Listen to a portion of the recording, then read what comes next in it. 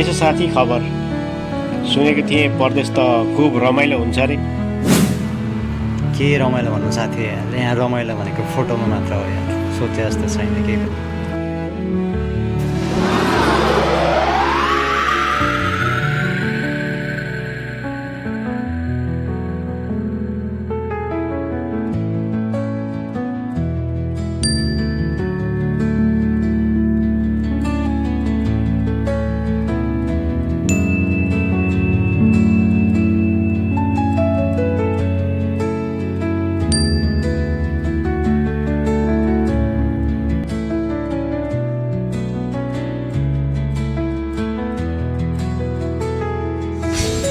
अरूको नजरमा पो घमाएको र रमाएको देखिन्छ, तर बगेको पसिना, एक्लोपन, तनाव कसैले देख्दैन।